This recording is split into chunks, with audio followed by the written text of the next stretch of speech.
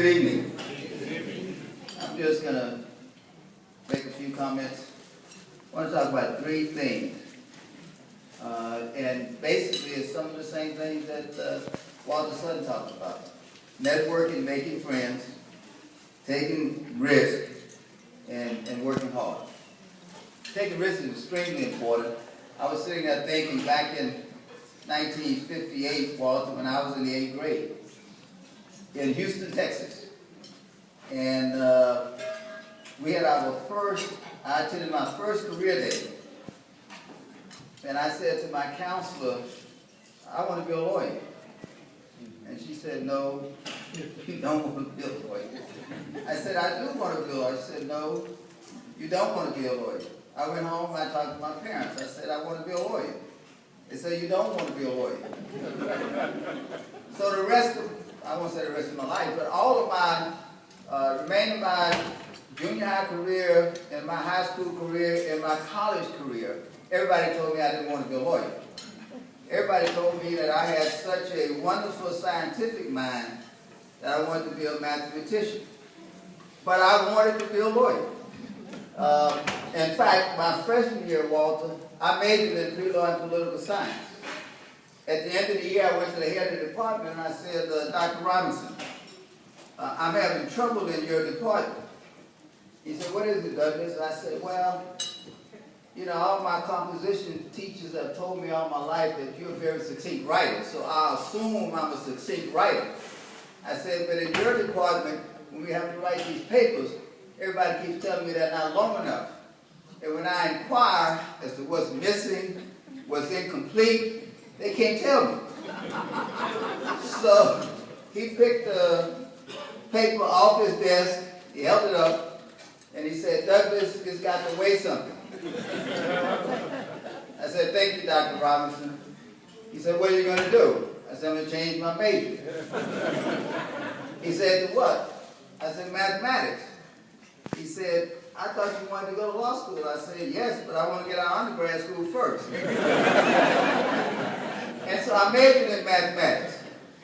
Now, Walter said 70% of the people who go to law school major in liberal arts, and that's true. But Walter, about 40 years ago, when I was on the board of the Law School Admissions Service, Admissions Council, we would sit around talking, and somebody said, you know, we always tell people, you can major in anything and go to law school. Is there one subject that prepares students better than others? So we said, why don't we find out? So we did the research. Guess what we discovered? The major that prepares people best for law school, mathematics, and math-based curriculums. Now, when I tell that to my students, I ask them, what do lawyers do? What do lawyers do? They solve problems. That's what mathematicians learn all their lives, is solving problems. So when I got to law school, Goodwill, it was easy to be number one because I'd been solving problems since I was in kindergarten. So, take risk. Take risk. I got to Stanford because my background, I was in computers. I worked my way through law school as a computer analyst. I know they tell you don't work and go to law school, but hey, I had to work.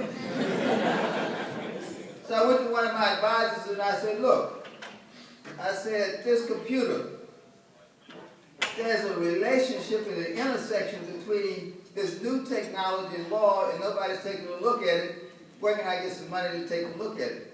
He said, write these 10 law schools, you can probably get some money to get another degree at the same time. So I ended up going to Stanford, getting a degree in what I call computer law. At the time, nobody knew what it was. Walter, you got a lot of graduate work. When I walked into my graduate advisor's office and say, he said, Jim, I'm going to be honest with you. This computer law stuff, I don't know what it is. Nobody on the faculty knows what it is. So I'm going to ask you to do one thing for me while you're here. I said, what's that? He said, whatever you do, do it well. I said, all right, what do I take? He Says your program, you take what you want to take. But take risk.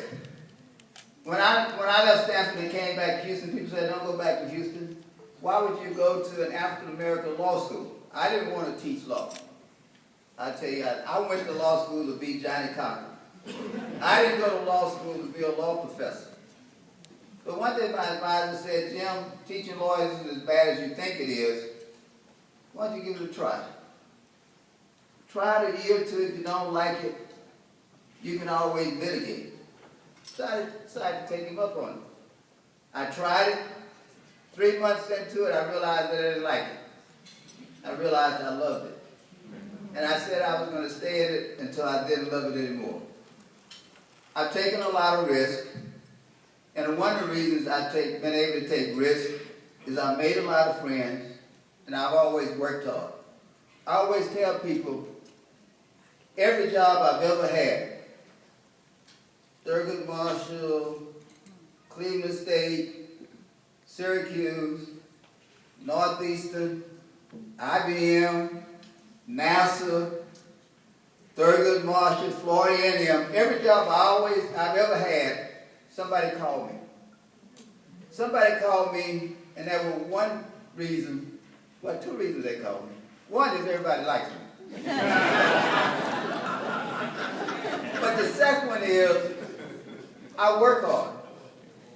I always make sure that there's nobody doing what I do who works harder and does a better job than I do it.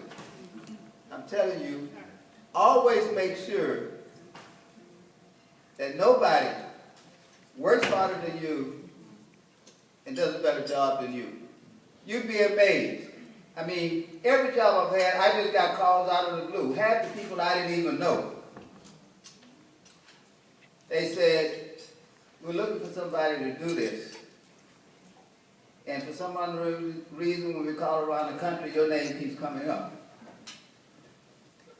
It's because people like me, but more importantly, I work hard. I'll try to make sure that every job I've had, if you go to that job 30 years later, the people will say, you know, we had a guy here 30 years ago named Jim Douglas. Nobody's ever been able to work like he did. I know that sounds funny, but it works. It works. If you work hard, do an excellent job, be willing to take risks, you're going to be a success in whatever you do. I love the law, and I hope you love the law also. If you do, you're going to be happy in life. Thank you.